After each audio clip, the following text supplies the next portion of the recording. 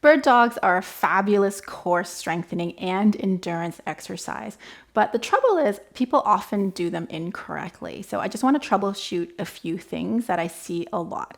Anytime that someone comes in and they tell me, oh, I do bird dogs a lot, great, but let me see them. Let's make sure you're doing them right. Okay, so the first thing is setting up. Where are your knees and where are your hands? So sometimes people have their knees too far back, and sometimes people have their knees too far forwards, right? So ideally, somewhere just underneath the hips. Sorry, the knees should be just underneath the hips and the hands should be somewhere just underneath the shoulders. Doesn't have to be perfect. If you need an accommodation, you're more than welcome to bring the knees in to make it a little bit easier. But I don't suggest bringing the knees back until you've nailed down everything else. Okay, so once you've figured out where to place your hands and knees, we're going to do a quick spine check. Oftentimes people have their spines a little bit arched with their butts kind of sticking up. We really want to make sure that you're flat as can be. So if you're the kind of person that feels like, oh, maybe I don't have the right spine shape or that nice flat spine, you're more than welcome to use something like a yoga block and place that on your back. All right, so got my yoga block. We're gonna place this just lengthwise on my sacrum, right? And that can really help give you a lot of feedback as to whether or not your hips are moving and whether or not your back is arching or rounding more than it should be when you're doing your bird dog. I know we haven't even started yet, guys. We have to do a little bit more of an alignment check before we even do that. So let's put this aside. The other thing that I see a lot is shoulders. So with shoulder placement, there's a lot of sinking down that I see a lot where people start to forget that they need to be staying square across the chest. So if I turn this way, we want to make sure that we're staying at right angles at the shoulders and we're not sinking the chest down towards the floor. At the same time, we don't want to be too rounded through the back. So we don't want to be pushing up too much either, because we still want to be a nice flat table, right? So in order to find that shape or that position, if you feel like you need to do some scap glides or like some rising and lowering before you figure out where to stop, that's perfectly fine. And then the other issue that I see a lot is head position. So sometimes head position can be down here, right? And sometimes it can be here. We really want to make sure that our head is on our neck, right? So making sure there's sort of like a straight line pitting from the top of the head through all the way to the tailbone, okay? So not here, while we're doing our bird dogs, but really trying to stay in that nice square form, all right? So when we're doing our bird dogs, it's also helpful to add an inhale, exhale to set the core. And what I mean by that is, true engagement of the transversus abdominis or the TA with that exhale. So inhale to relax, exhale to turn and tighten on that stabilizers. Because when the TA turns on, then your multifidus in the back is also going to turn on. If you want more information, I have another video talking all about engaging TA. But once you've turned that on, then you can start to see, okay, can I reach out from fingertip to toes? Can I do this properly, right? Because another mistake that I see is when people go to lift, they just turn open.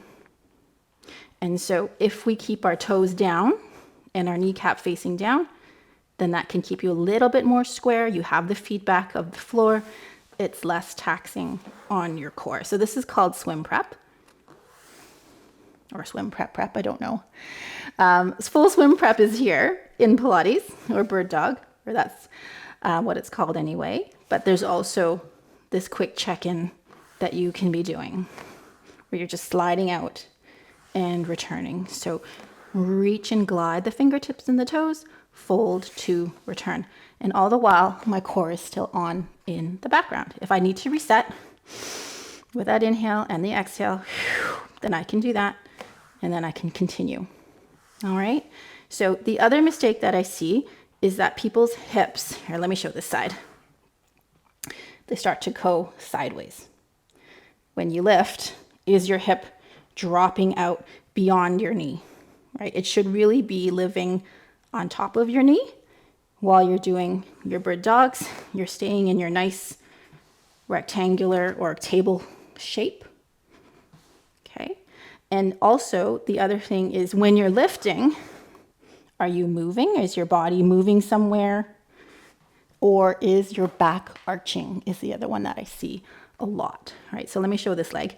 When the leg comes up, if people are tight in the thighs, or if they're tight in the hips, or if they lack glute strength on that side, they'll start to use their backs, okay? So when you're lifting, come straight out, hold this shape, hold the flatness in your spine without arching, and then float it up, really focusing on squeezing your bum, okay? If you're feeling it in your back at all, or you feel like a compression in your back, then I probably would back off and just start with a little lift, maybe like a little pulse, right?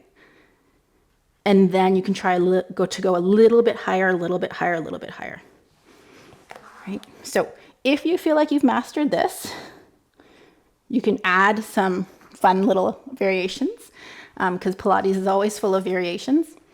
You can try leg circles. So bringing one leg up, holding that there, and then just doing teeny tiny circles. So rules still apply. I still don't want this hip to move sideways, right? We're keeping the hip over the knee as the left leg is moving. My core is still stable. My back is still stable. I'm not moving anywhere here, right? It's all very quiet. It's just that hip socket that's doing the work. If you feel like circles are easy, you can move into what I call windshield wipers, or face down snow angels for anyone that lives in a snowy climate. You're gonna reach and float the arm and the leg out sideways. When you do this one, that right leg, or the leg that's moving, is going to be turning out slightly. That's perfectly normal. That's natural for the hip joint to be turning out. Be careful that as you go on, let's say you go through 8 reps, 10 reps, be careful that that leg doesn't start to come down, because it can be tiring, right? It's a lot of work, right? So we're staying horizontal to the floor, right? Try both sides, see how one side feels compared to the other. If that's easy, you can also do a bird dog rock back. I'm gonna do this side because my other leg's tired. So staying in our bird dog shape, you can bring your bottom back. I just realized I've kind of broken my own rules. I realized I'm a little bit further apart than where I started. So let's reset. Okay, so again, reaching away, thinking of someone pulling on those back toes. I'm sending my hips back without sending my hips sideways. And this is really hard. So if you have glute weakness, if you have glute med weakness especially, this can be a really fun one. You're going straight back and forward again. So still keeping that core nicely engaged. I just call this a bird dog rock back. I don't have a better name for it. And then the last one is a weather vane. So I can't take credit for this exercise. I don't know. I can't remember where I picked it up from.